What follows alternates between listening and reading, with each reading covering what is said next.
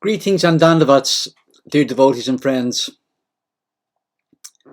On behalf of SOS Press, we're delighted to announce that work has begun on the second book, Canto to the Divine Saviour, Sri Nitaichand.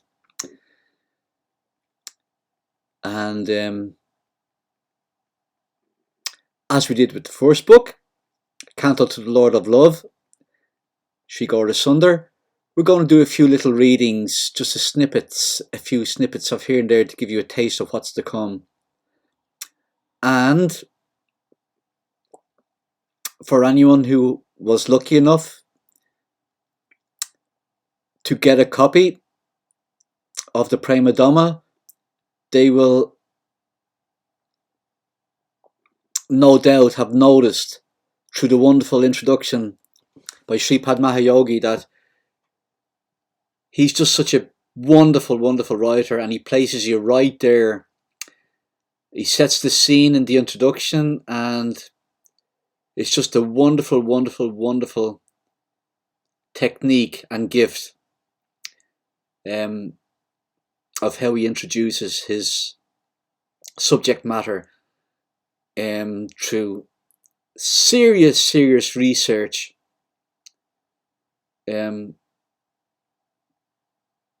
And he puts it together in a beautiful way and presents it to us all for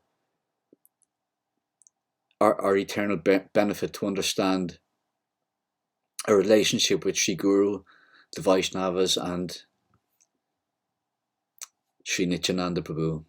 Okay, so without further ado, here's a glimpse of the introduction to Canto to Divine Saviour, Sri Nitaichand. Okay.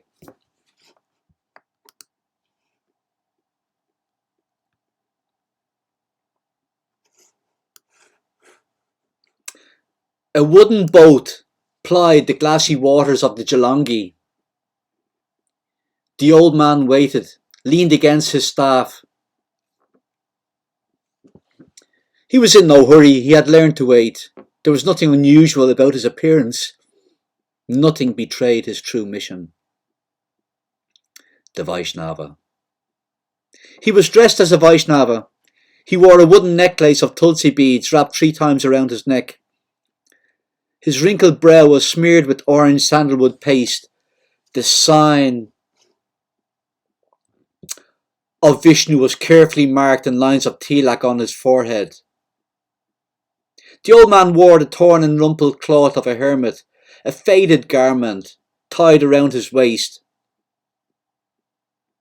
an outer cloth wrapped around his shoulders.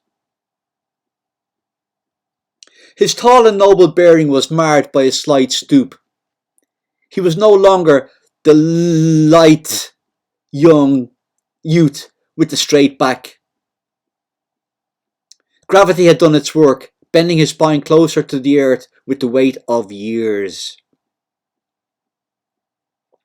While his white hair was closely shorn, the prelude to a beard speckled his cheeks, stained walnut by the sun. The old man was robust, his veined and rugged forearms muscular. In his calloused, gnarled and sinewy hands he held an aged bamboo staff whose tensile strength supported his weight. The boat approached. It had once been painted red, but its wood had been burned grey by the sun.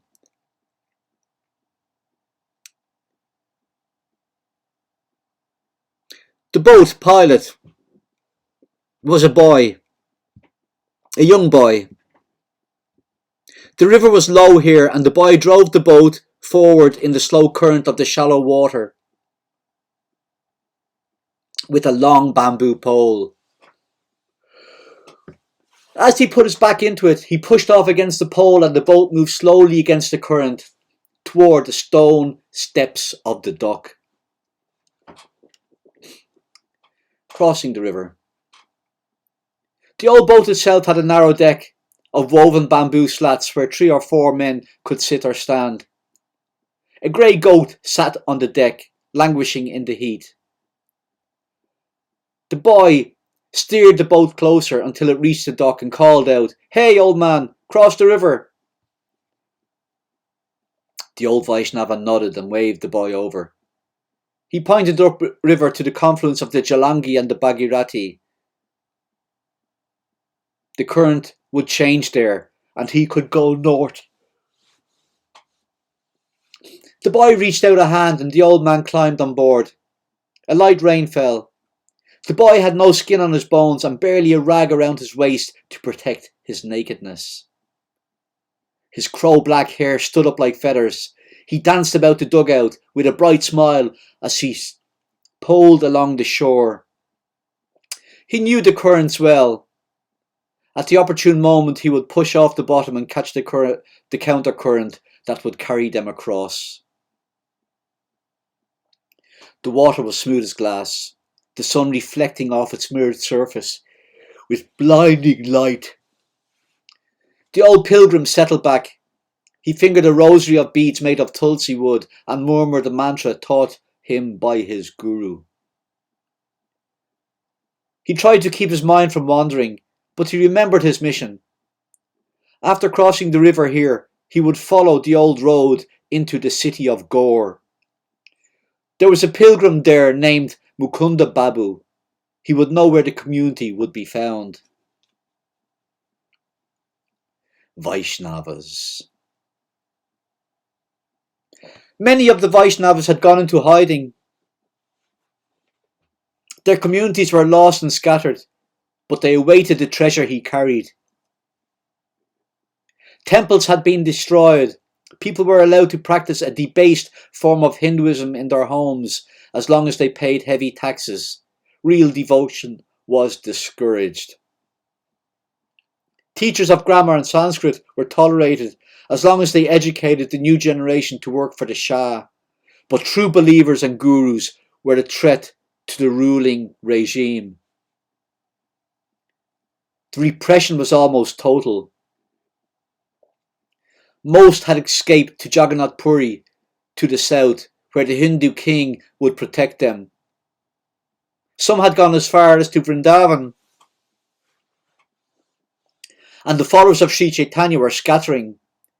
But the teachings of Sri Chaitanya were being lost. The Vaishnavas were being absorbed into the general population of Hindus, and their traditions would soon be lost. The book. But the book the old man was carrying would change that. What kept the community alive was the occasional visit from those who had known the Goswamis. But the old man had come for a more potent weapon in the war on ignorance, the holy books. After the plague, the new Shah had moved the capital. The people had gone, but somewhere in the hills above the city there was a special community of Vaishnavas. It was said that they had been able to preserve a few copies of the holy books. "Where are you going?" said the boy, breathing heavy from the effort. He leaned on the pole, pearls of sweat on his brow.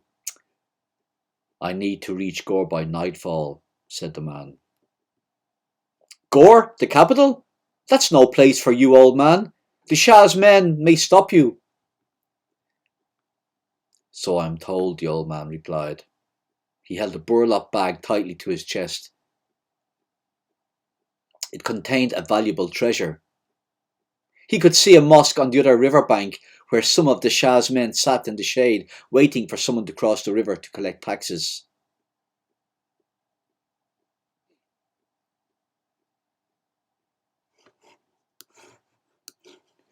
Okay, thank you very much. That's 9 minutes. More to follow. I hope you enjoy it and get the feeling for the beautiful, beautiful, beautiful treasure that's coming your way soon. Take care. Nitai Gaura Hari Bol. Hari Krishna. Jai Gurudev.